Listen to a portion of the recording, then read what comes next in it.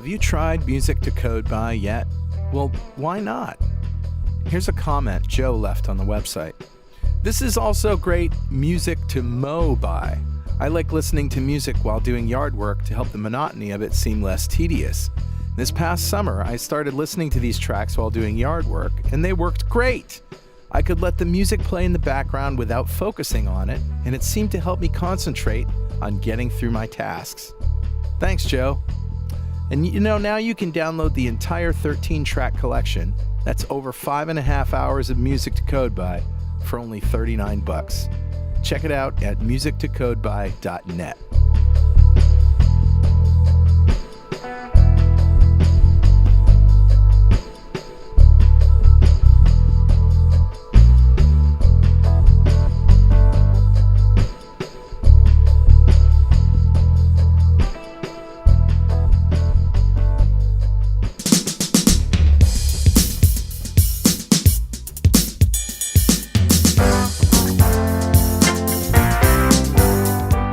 Welcome back to .NET Rocks. This is Carl Franklin. And this is Richard Campbell. And this is the last show we are recording at Oslo. Oslo, yeah. NDC. Yeah. It's been a long day, I my forgot where friend. I was there for a second. Long week. Yeah, you're fading out. Yeah, not really. Yeah, it's been good fun.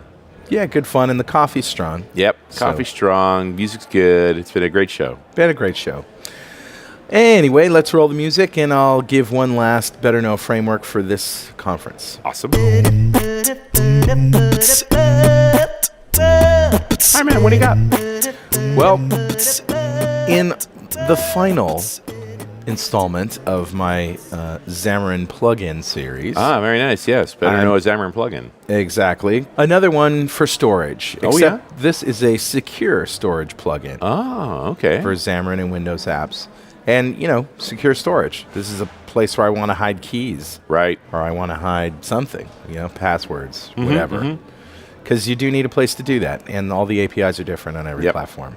So that's it. It's the secure storage plugin for Xamarin and Windows Store apps. And I guess depending on the platform, different encryption, different rules. You don't want to know. You just want to be able to store stuff securely and get it back. It's name value. It's cross-secure-storage.current.setValue, name, comma, value. Nice. That's all there is to it.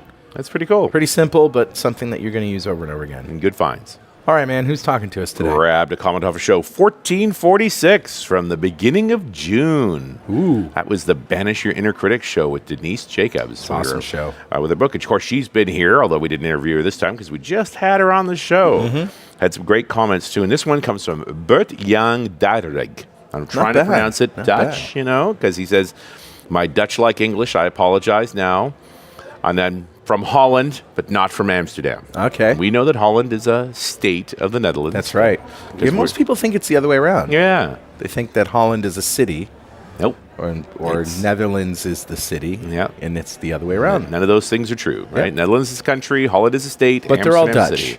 They are all Dutch. Yeah. And Burke goes on to say, what an interesting show. So different from the tech shows, but still very needed. Thank you, Denise.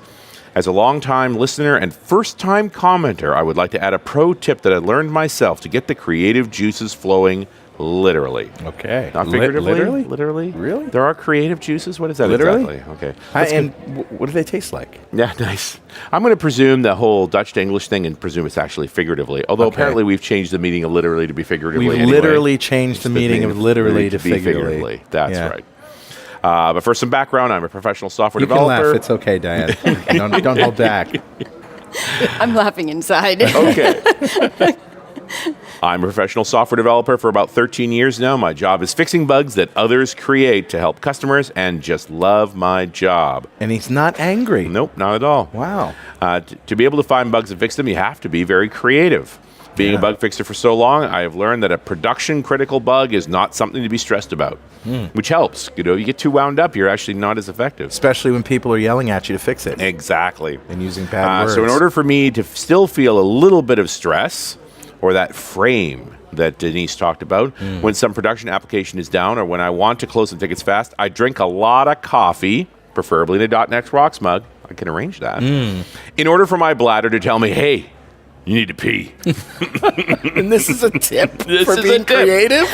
Then I get up half from my chair, half standing and half sitting, and all of a sudden the bug gets fixed and the tickets get closed. So in other words, if you have to pee, you fix bugs you fast. think faster. Yes. A little urgency from your body. That's crazy. Yes. So he says, I am actually more creative when I have to pee.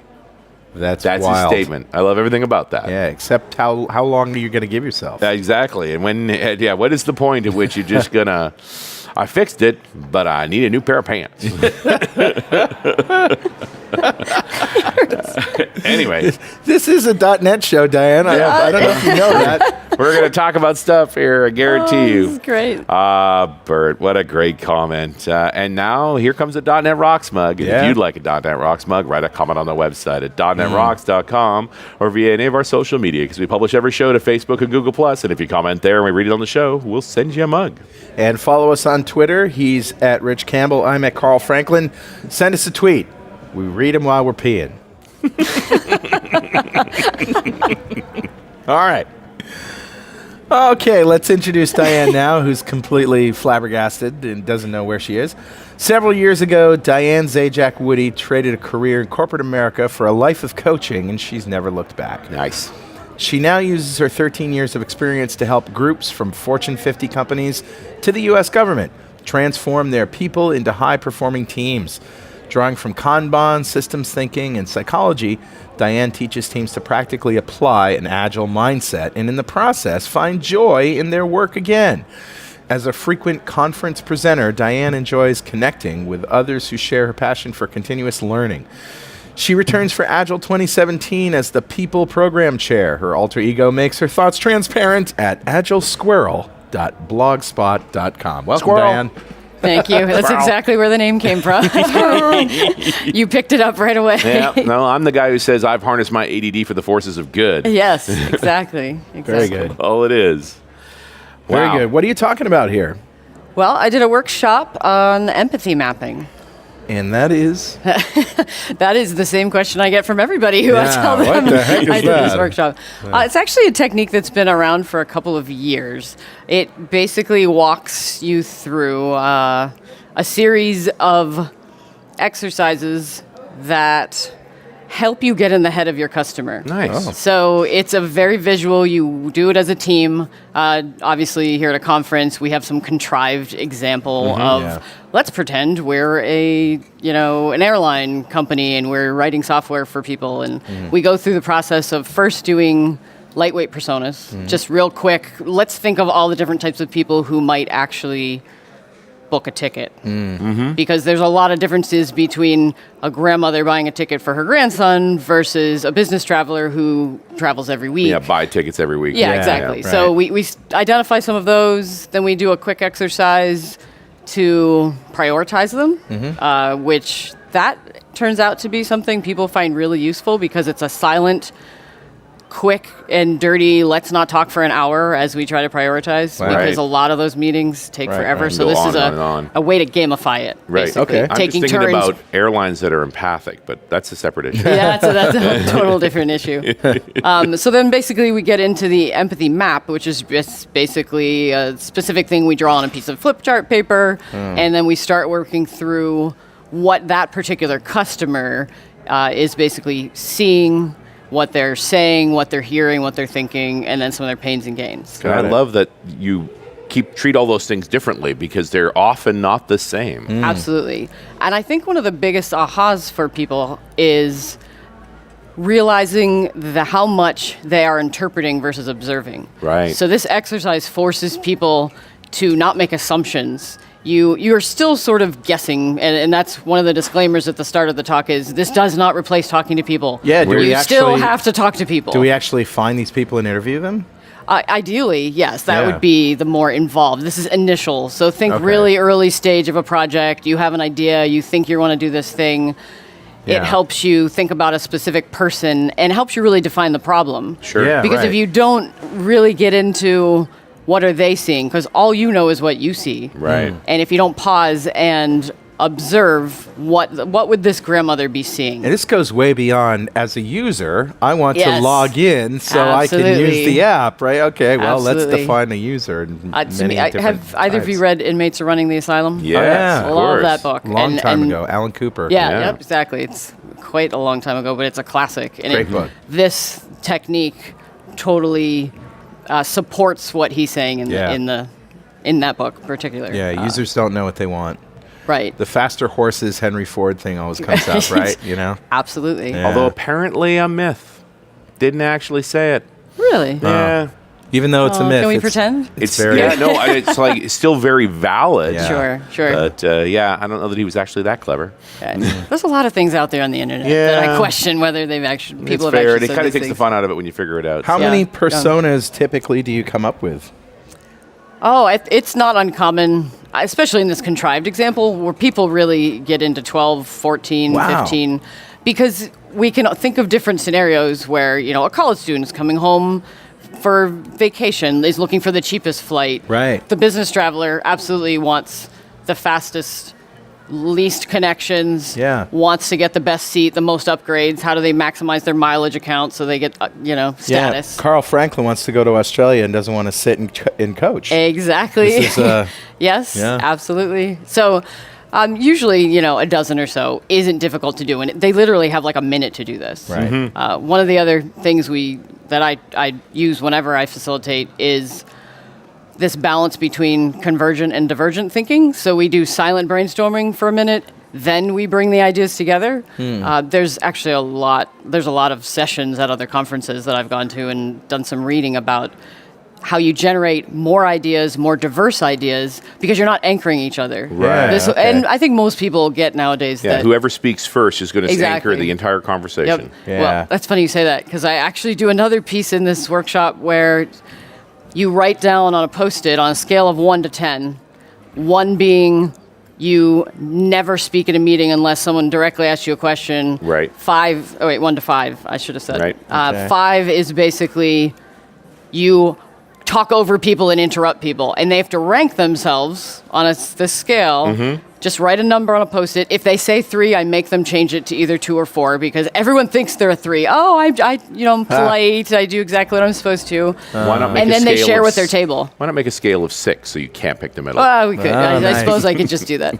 But I appreciate the 3 because it points out the bias. Yeah. and I So really, there's a learning moment there. I also like this whole Absolutely. process that we've gone through so far because you haven't actually talked to the customers. You're actually finding out what these people think their customers Yeah. are. Yes, I think absolutely. that's really powerful, especially in that divergent way where you just think of it yourself, come up with a version, and then we'll share them. Because I would be really excited that there's a wide diversity of opinions of what the customer wants and how they want it. Sure.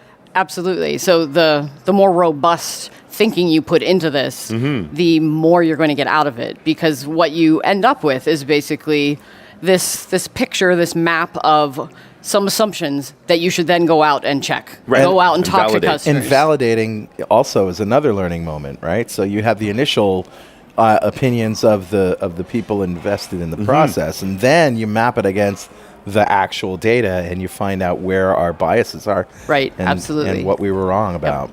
Another thing that this does, like in the real world, is it brings this group of people who maybe they were just assigned to this project, maybe they don't know each other. It gets them all working together toward a customer. So it's a lot of what I see. I spent many years as a business analyst, being that sort of in between the business and devs, where the business, the marketing manager thinks they know their customer perfectly well. The devs think they know the customer perfectly well. Sure. And it gets them all looking the same direction. Yeah, on the you're same all, side. You're all writing a story together. It's really what you're doing. Absolutely. And I got to presume, and we're all wrong. Yes, absolutely. Absolutely. But we're wrong together. Wrong in different ways, too. Yes, completely. I don't want to get away from it because I think we sort of got distracted from the 1 to 5 thing because I love sure, it. sure. Does anybody write 5 for I talk over absolutely. everybody? Yeah, because basically they just share it at their table. Right. And then what we do throughout it is occasionally I'll be like, okay, make sure the 1s go first. Nice. And not only do the ones get a chance to speak? Because one of you mentioned the first person who talks defines the whole conversation. Sure. So it gives one a chance to go first. But just by a 5 writing a 5, being aware that, I do really interrupt people, they're less likely to do it. It actually just sets the tone a little bit. That this is actually an issue. And he's looking around at the ones going, I really don't hear from you. Yeah. It's also surprising how often the ones are incredibly thoughtful. Absolutely. Yeah, so we don't, again, that speaks to why we do the silent brainstorming. Sure. Because if you don't take the time to do it quietly, and someone is just like at a whiteboard capturing ideas, like we picture a brainstorming, the 5s are going to be all over the board. All over it.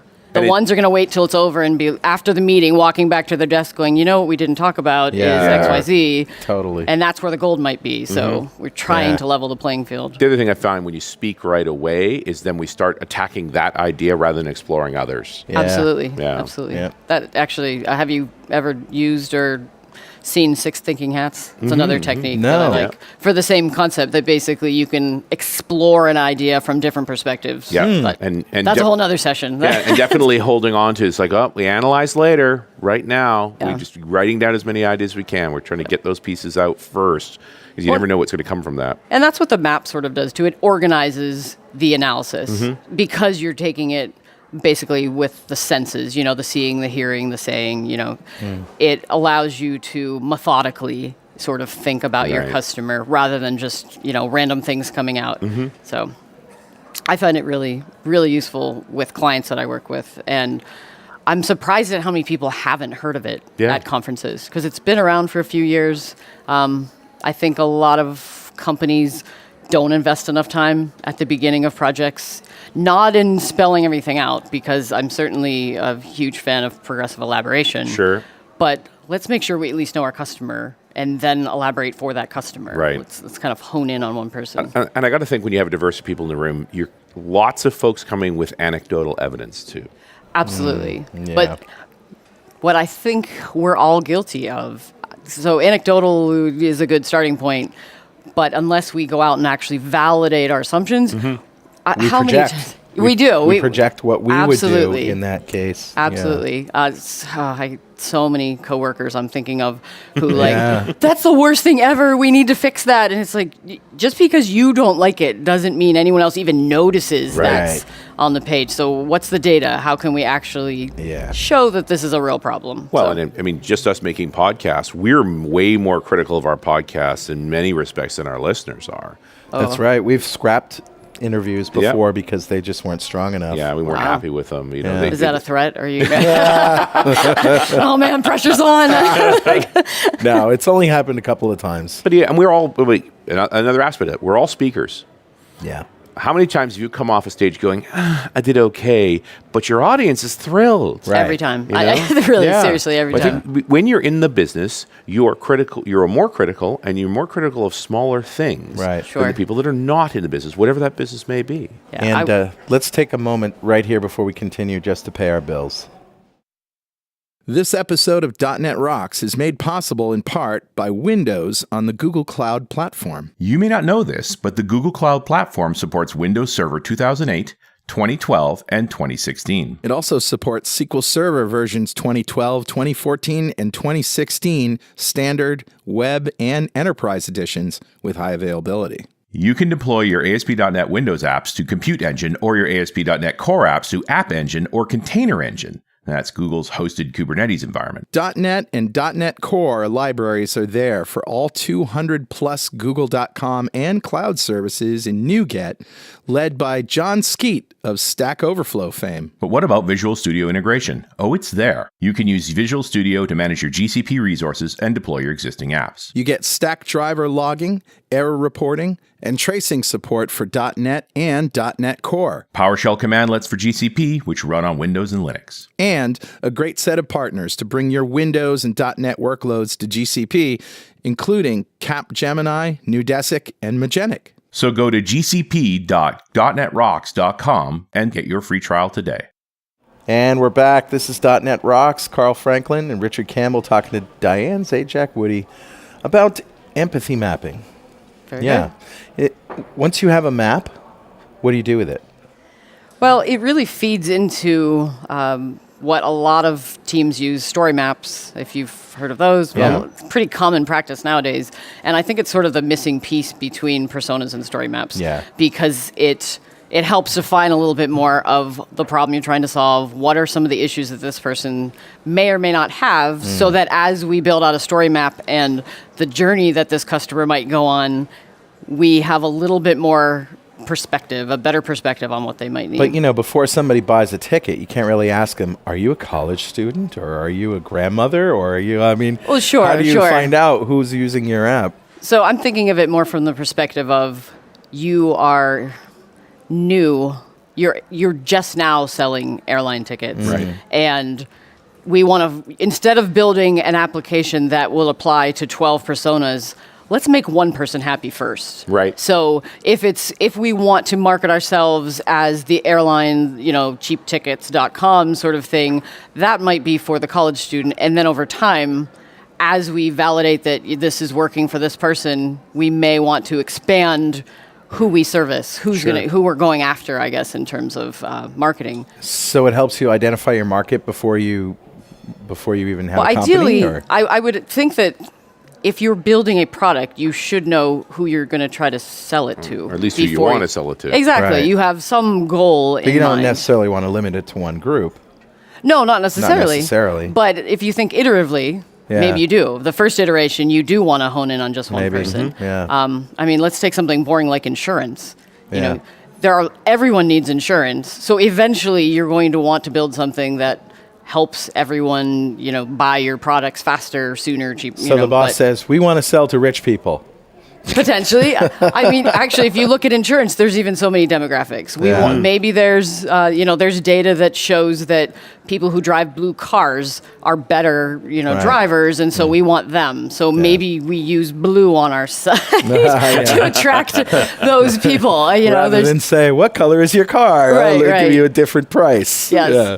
I'll leave the marketing genius to the marketing people. Yeah. Right. My job is usually in helping teams sort of achieve the goal that they've been given. Because teams are, hey, go build this thing for me. And we want to allow the team to be involved in the process, to better understand who they're building it for and what are some of the needs of those people. So that's just kind of filling that little gap. I do use software on websites where typically they want to know some stuff about you and they ask these questions, and I always feel like when I'm getting asked questions like about demographics and about what I'm interested in and all these things, that they're trying to just maximize the money that they're going to get out of me. That's the feeling that I get. Maybe I'm cynical, but No. do you get that feeling too? Well, and one would how argue many they're also trying to PCs? optimize your experience so it's worth more to you, too. Yeah, well, I'm just trying to put a positive no, spin you're on right. You're right. You're right. They're trying to increase the value to you. But I think we're both enough anti-establishment folks that as soon as you feel like you're trying to be put in a box, you're unhappy and uncomfortable. Yeah. Yes, I completely agree. Like, where is the I don't want to be categorized button? Yeah, right. Where's the just To take my money and send me a show product? me. Well, plus this engineering mindset is just to show me everything. Right, I can yeah. ignore the options that aren't important to me and push I think through. Google actually does have a setting where you can say don't personalize things, but Yeah. then you just are hit with every crap ad. That Yeah, it's they funny can- then how that I don't know if affects that's you. better or worse. You Yeah. feel it's less personal. I tell you what I don't like. I don't like seeing ads for stuff that I just bought. Yeah. Oh, absolutely. That's insulting. Around Christmas, that's torture as a parent. Oh, yeah. I totally go in incognito mode because Right. otherwise my kids know exactly what I bought for Yeah, them. sure. So because Yeah. we share, they use my laptop a lot Right. of Yeah, times. yeah, so yeah. Great that is the worst, and I can't believe they don't consider that. But if it got smarter, and Yeah. put two and two together and showed me something that I actually might be interested in, Right. I'd be happy about Like that. an add-on. No, but Yeah. it literally shows you the thing you It just shows bought. you what Yep. you just bought, which is the dumbest thing I've in the Well, world. and it's a like- it's a weakness in their implementation of it, because the Google Analytics actually is perfectly capable of, as soon as you've actually made a buy and they've mapped that traffic, that they never show you an ad again, or they show you the next product to buy. Yeah. They show you the same product. And I have flatly emailed someone and say, I'm getting ready to return this product unless you figure out your ad system better to Right. stop trying to sell it to me. Wow. And that Yeah. you Does want it to see work? somebody upset? Oh, you always get an email back when you do that one. Yeah. Interesting. Right away. But that was the. I know it can be better. I've built them. They Yeah. just have done the half-baked job of actually making that work. We're a long way. I don't think we have a lot of empathy for this process right now. Oh my goodness. Right. Yeah, so where else do you go with empathy maps? I like the whole see, hear, think, feel, say, do. Yeah, focus on, what are their pains and gains for this specific person. So what do you mean when you say pains and gains? So just not the things that irritate you, but what might be Yeah. the things that irritate them. And a grandmother scenario is awesome because, especially when you're in the business, you understand so much of it, it's hard to see when someone would be confused. Sure, And absolutely. People inexperienced or intimidated, often confused, and I think it's a very tricky thing to figure out. Yeah, absolutely. And that's not even for just grandmothers. I mean, No. my own mother actually at this point. Sure. Not to play on any Sure, cliches I here, know. right? But it's just like Gotta be careful. You are not your customer. Yeah. You're almost never your customer, and your stuff's too complicated. Right. Well, there's some great stories Scott Guthrie told about when they were building Azure. Oh, right, that he right at the took beginning. Everybody at the beginning, and he said, "All right, here's a credit card.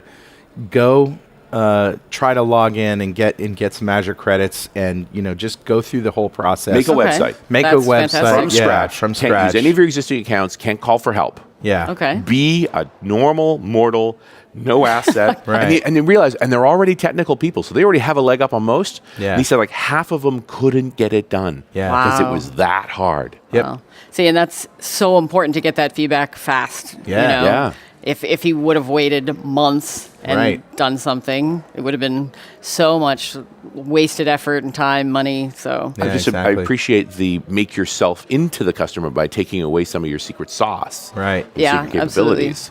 Well, and the key to this, if you think about this was an hour-long workshop. Mm-hmm. So when people are used to this technique, 45 minutes with a group of people. And you're a long way along. And yes, you're a long way along. You can run this multiple times for different personas. Sure. So as you think about new customers that you're adding into, your kind of target Right. goal base. So it's really, really low investment, but high output. How outcomes coming out of it. You get a little bit more insight. And I don't want to downplay the team dynamic that you're all aligning in the same direction. Oh, yeah. Sure. Yeah. That is really But everybody going through that process just gets them appreciating each other too. So a little trust building going on. Yes, there. Right. absolutely.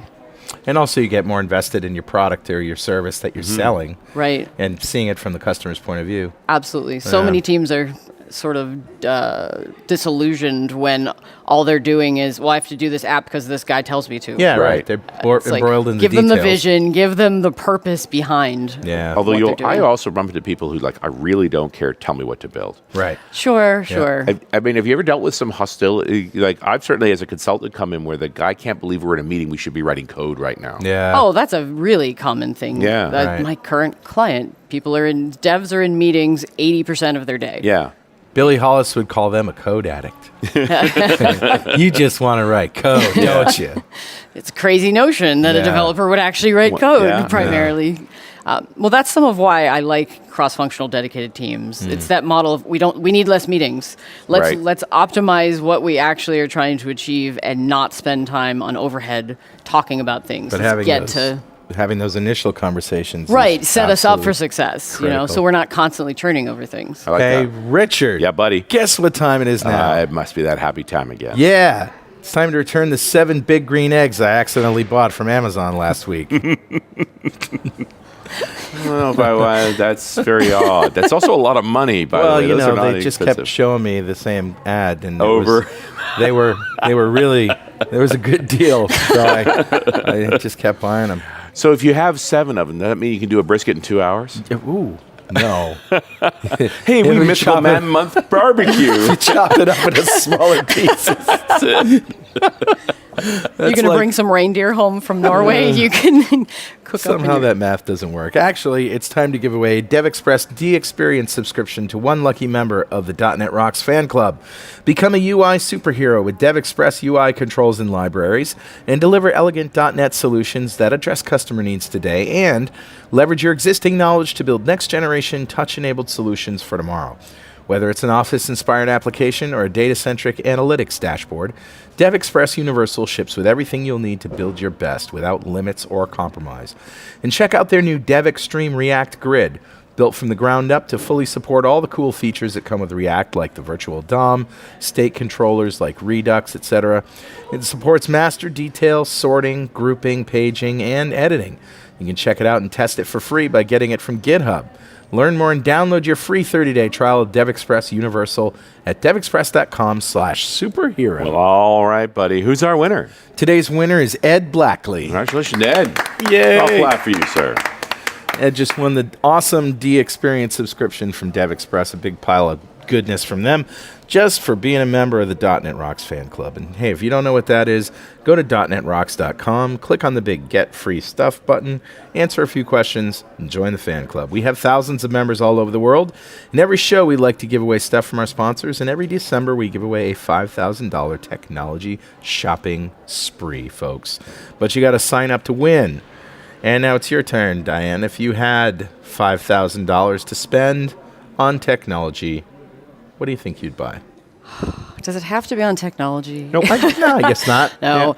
Yeah. The only thing that I am craving technologically is some kind of home automation system. I just bought a house. So my first instinct is kayaks, because I just bought a house on a lake, and I want to get a couple kayaks. Nothing wrong with that. Kayaks are great. So you must be close to the water then. Oh, I'm right on the water. Nice. So Nice. small little lake, love it. Yeah. But I have a few friends who have the whole, like, turn on the porch light from your phone on the way home from the airport, because I get home, at midnight, 2 o'clock in the morning sometimes, and it's pitch black. And so that would be super, super helpful. Being able to wake up your house on the way home from the airport. Yes. Like lights, heat, Yes.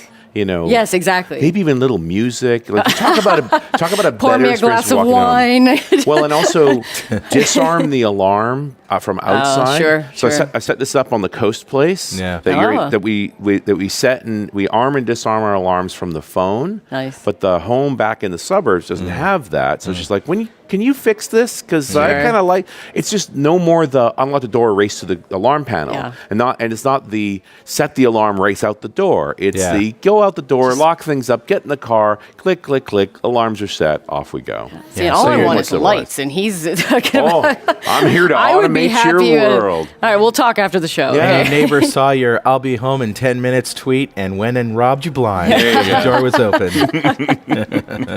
But it's amazing, especially when you've been traveling for a while, coming back to your home that's being inviting, as opposed to coming back to your home and it's blacked out and needs Absolutely. work. You're Yes. tired. You want to relax, and you've got to do this and do that and do this and do that before you can unwind. It's just annoying. Might as well stay in the hotel. Yeah. Okay. They make me breakfast at the hotel, too. There's that. Yes. What you need is a personal robot. I do, because then they could pour me wine. Yeah, Yes, that's right. yes. That's what you want. They're coming. They're coming. A little droid waiting in the front door with a glass of wine right I want there. a fridge on wheels. That's what I'm looking for. That, I'm sure, has been invented now, Carl. You know, one thing that I thought about would be kind of cool is a fridge mailbox or a freezer mailbox. So the mailbox is actually a little fridge or freezer. So if you order... So your steaks can stay frozen. Exactly. while- You order some Omaha steaks, you order some chocolate chips. They won't melt in the mailbox, Yeah. Yeah, you sort of want a mailbox complex. A Yeah. unit with a bunch of different doors on it, and when they go to deliver the mail, they have a code, and that opens the door. That's the chiller. That's the... Now you just got to get your mail carrier to be smart enough to put it in the right Or place. willing. I think willingness might be the first thing. And how about I just leave it right here? How about that? Do that. I'll take it. Yeah, not that clever. Oh, well. A freezer would be best then. So my only concern with this approach at this point is as the team goes off, they've now constructed these personas, they've internalized them, and they're wrong. Oh, sure. And they will be wrong. And so now we obviously need a process to validate. Sure. And then to make sure that that's what we're holding on to, not our initial misconceptions of our customers. Yeah, absolutely. We need to go into this knowing that we are generating an assumption Right. that we need to validate. And depending on the organization, that can take the form of actual interviews. It could Right. take the form of maybe building a quick little prototype and getting it in the hands of people. See how they react. Yeah, it just depends on kind of what your process is. I don't think there's a one size fits all. No, and the more I do focus groups, the more I realize people lie. Oh yeah, focus You know, groups. it's just like it's just that. They're so last year. Well, it's also that people will answer your question because you asked it, not because they care about it, Yes. and not what they actually believe one way or the other. It's that discrete surveillance, watching what people actually do, Absolutely. is so much more valuable and interesting. Yeah, because the biases that they carry around interacting with people will impact how they answer your questions. I also think that getting back to the whole how do you know who your customer is when they come to your website thing, that's probably going to be something that more people are going to want to know. You know, they're going to want to look you up in a database and find out more about you just when you log on with your email address, you know. Do you find that customers want that information as well? So now we know what persona story to play out? Well, I think that most of the projects that I'm involved with are products that need to be built no matter what. Like the Right. customers already have decided they're going to, like the insurance company needs to allow their customers to use an online account. Right. Yeah. So they're Customers not are demanding it. The question is, can you Right. make it great? Well, Yeah, exactly. And And so- in order to do that, you need to know who these people are, at least Sure. know as much as you can know about them. Sure, and with something like an insurance company, you're going to have your folks who already have coverage or prospects who you're trying to gain. Right. And again, back to the blue car, there's things you can do to influence that. Sure. But I think the idea of using personas and empathy mapping is to think iteratively. So again, back to story Right, maps, where right. it's like, what's the smallest thing that we can build that we can validate some of what we Sure. think we know? Right. So And you're constructing experiments then. absolutely, Which it's is all fun about all by itself, experimentation. too. Yes, yeah, absolutely. Yeah, and I suppose, you know, after you have some engagement with the user, you'll learn more about them just naturally by what they Yes. do, what they buy, and what they, And is it just me, or are we surveyed to death? yeah. Like, Yes. I cannot face another survey. And every time I do make the mistake, I finally go, okay, you could survey me. On the 5th page of 16 options with 4 variables that you could adjust, I'm like, nope, close Cancel. that There's only one. one exception to that rule, and that is the .NET Rocks fan club. But it's terse. You know, what I like about our survey Yeah. is it's not overwhelming. And you're not asking for judgment calls that people don't have. True. How do you feel about Visual Studio? Rating Yeah, 1 yeah, to yeah. 10. Right? Right. Those are terrible things. Like, Yeah. don't do that to people. It's Right. mean. Yeah. Right? It's like, what do you use? What do you like? What could we be better on? You Yeah. know, I do the survey on Run As Radio. Yep. And my favorite piece of that is the free form. Tell me your favorite show. Yeah, right. Because you learn so much from someone that way, if you'll Yeah. actually read it. Sure. Yeah. I would be interested to know if folks out there creating these surveys, if they're taking measurements of how many people bail after the first page. I how would many, hope so. The cancel rates would Oh, be yeah. so Bounce rates, beneficial. right? Yeah, I'm not in the marketing field, so I don't know the correct terms. I but totally come from an e-commerce point of view. And, and one okay. of the things you learn when you're doing these kinds of things, you do the demo at the end. The first Yeah. thing I do is try and categorize you immediately turn people off. Like Yeah, the bounce rate absolutely. goes up. But if I've got Yep. you 3/4 of the way through a survey and you're not furious with me yet, Yeah. then when I ask you about demographic data, age, and so forth, Sure. then you're a little more willing. But Absolutely. I've just got, I'm on my last nerve for survey. And I agree. every flight I take, they want to Yeah. survey me. Every time I rent a car, they want to survey me. Dude, Every fast hotel food room- restaurants now. Fill out a survey on the back of the receipt, and you'll get a free Whopper or whatever Yeah. it is, you know? Forget. It's like, But no. and I don't know if maybe it's just me because I'm so engaged in those things. I'm But just like, I'm buying coffee. Yeah. Leave me alone. You know who used to harass the worst was Radio Shack. oh, remember that? Yeah, I want your phone number. Yeah. I don't need to buy that battery. I'm buying a Yeah. battery. You don't need my phone number. No, I'm not going to give you my social security number. well, it must Jeez. work for somebody because Yep. they keep doing it, and Yes. it seems Yeah. to be growing. So Yeah. they must be getting. But even hotels, right? When you check in a hotel, you sure. want me to email you that receipt? No, you can just hand it to me. Oh, see, I like the digital I do versions. like the digital receipts. I don't like keeping But track then of you paper. get you get spammed I by got the good hotels. spam filters. yeah. But suppose so. Unsubscribe. Uncheck at the box. least that's a convenience. Yeah, I guess you're as right. opposed to the phone number at the Radio Shack. Right. Yeah. Like you're it. going to That call benefit- me, hey, remember me, Bob, at Radio Shack? Ready for Like- another couple of C's? Yeah, you want Got some C's for you. some double A's or Yeah, so I mean, I guess this is sort of out of scope anyway, the actual surveying mechanism and how we gather data. But it's got to be interesting. Like I said, I'm genuinely concerned about people get invested in a persona without enough data, and it's actually hard to change their minds when the facts arrive. Because facts are often not as compelling as what we've constructed in our head. Absolutely. Well, but part of this exercise, and we're kind of focused on empathy mapping, but there's a lot of different types of exercises to get us to thinking about our customers, first and foremost. And all of them, I think, are designed to help us bring a little meaning to what we do, bring some of someone's thoughts other than our own. Yeah. We're constantly battling what we think is the best thing to do for us and our pains. So anything that we can do to help folks align around a customer and step out of ourselves for a moment can be useful. And I got to think that instrumenting your software so that you can measure as much about how people are interacting with it. I mean, what better feedback could you ask for than this is what they actually did on your app? Right. Absolutely. Yeah. Absolutely. I'm reminded of the story, and you know who drove this was Steven Sinofsky, was the instrumenting of Internet Explorer. Huh. And one of the things they discovered when they instrumented everybody, because influencers, for better or worse, the kind of people who will fill in surveys and so forth, they come with their own biases. Right, and so because we were all influencers in that IE space, we loved bookmarks. Right? Interesting. You bookmark your favorite and sort them out and so forth. Right. We're organizers and stuff. Right. And his general survey, where every IE reported back, showed it's only us. It was like less than 10% of users ever make a bookmark. Wow. Interesting. And the consequence was that, and you can go in and see this to this day, they stopped adding features to the bookmark section of the app. Why would you put money into that and time into that when it represents there's so many more important things. Yeah. And it for me, it just sort of poked me in the be careful of influencers. They come with biases too. Yeah. Absolutely. So I love instrumenting software and then interpreting that. Why did they do this? Why did they go back? Why did they bounce? Why did they go this far down and go away? Have you ever had a workshop go wrong?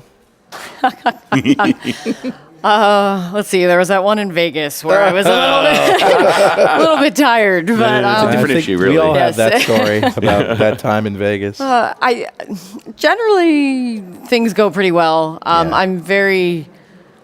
I like to drive interaction and engagement, and I guess I've been doing this long enough that reading the audience, like even the other day here in Norway, I didn't know what to expect. I don't know the culture very well. Didn't know how people would be with speaking up.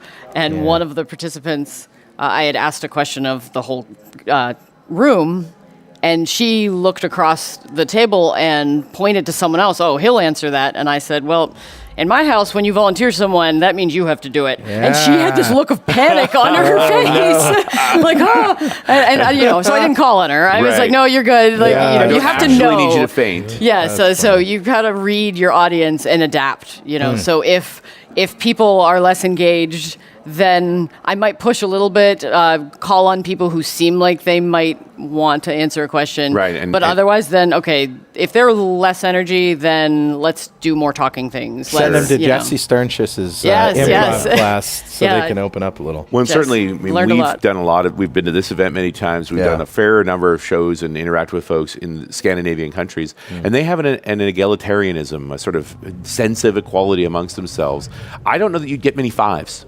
The fives would be pretty rare in this part of the world. Yeah, because they just share with each other. I didn't get to see their numbers. And they're a little more reserved. They're a little more reserved, and they are very cooperative to each other. Sure, and I could see that definitely in the workshop. I did this same one actually about a month ago in Detroit at a conference. And the difference in the U.S. is there's almost always one person who takes charge of the table. Yep. Yeah. And an awful lot of people that are grateful and a few that are annoyed. Yes, absolutely. Yep. It works both ways. And I think it helps to be fairly empathic, to be aware and watch those micro gestures that sort of show you the dynamic of the group's forces as well. And I'm always walking the room. Sure. And so I'm helping to guide folks and ask someone else who's sitting down and a little bit more quiet and, kind of pulling people into some of the conversations. I imagine in a very real way, what you're finding out is something that you would have missed otherwise on a form, let's say on a website, that a question you could ask that is going to make the difference for one of these personas or two, I can see that the very real practical applications of this, even if you're not targeting your site, your product, your service towards one persona, you're not leaving anybody behind either. Sure, absolutely. Yeah. You're not building it for you. That's honestly, at the end of the day, that's what it's all about. You don't want to build what you want. Mm-hmm. You Yeah. want to build what your customer wants. Sure. Yeah, and I think it's really powerful to try and fight against that. For better or worse, in technology companies, where we have more of a relationship with the stuff we're building, it's almost harder. Yeah, absolutely. The airline scenario you paint is great because airline employees simply have a different experience with airlines. Oh, absolutely. than the regular public does. Here's a great example of when you get it wrong, right? You go to a restaurant and you order something and you say, what sides would you like with that? And you say, no, I would like the salad, this particular salad. Mm-hmm. And they say, oh, we can't do that. And I say, well, I'm not sure you looking can. for you to substitute. You can just leave the sides off of my dish, and then in addition, you can charge me for that salad. It's okay. I wasn't trying to, You're not the typical customer there. but they're thinking that, I want to pay the same money, and this is like it's about the money, right? And for me, it's about the salad. Yeah. I just want that salad. You can't tell me I can't have it. Yeah. Very funny. Where do we go from here? What else do we need to know about empathy mapping? We got it? Are we ready to go with it? Yeah, it's a really simple technique. Sure, I don't no. want to overcomplicate it. No, and it's also a great way to sort of shift the dynamic, too. People often get vested in other strategies. So just to try this on and change up the team a little bit, it's pretty compelling. Absolutely. As far as the details of doing it, is it really just a whiteboard where you just write down these things, or is there a special process for going through it? Yeah, you'll find some templates online. I made my own Yeah. template kind of based on that. Agile Squirrel. Yes, it will be posted out there within the day, hopefully. Okay. My just slide deck that kind of talks you through the steps of it. The key is that it's part of a bigger process. Yeah. The Right. ideation, the kind of even making more robust personas from this, creating story maps, Sure. which then lead to user stories, and knowing that we're anchored from the beginning on this particular customer. Yeah. That we keep that in mind the whole way through the process. So what's the next frontier for you? What do you got coming up? Agile 2017. Which is when? This is an event? It's an event, yes. It's the largest Agile conference in North America. Right. Yeah. I'm one of the program team members, so we're busy making last-minute changes and finalizing the program. It's in August. It's funny, I don't know the exact date. It's first week in August in Orlando this year. So I think it might have already happened by the time this show comes out. Yeah, it's entirely Oh. possible. Yeah, Okay. Maybe. But we'll see. So I'm like, what else am I up to? What are you doing in the fall? I didn't even, Right. what am I doing in the fall? You guys are really, you want me to think that far in You're advance? going to be kayaking. That's it. I am going to be kayaking. Yeah. Turning on your lights remotely. I am Yeah. very anxious to get home to order kayaks. Awesome. My boys there was the promise when I got the house that there were going to be kayaks, and they weren't there waiting when we moved in. So I need to get on that very quickly. Well, Diane, thanks. It's been great learning about this empathy mapping and talking to you. I appreciate being on the show. Thank you. You're welcome. And we'll see you next time on .NET Rocks.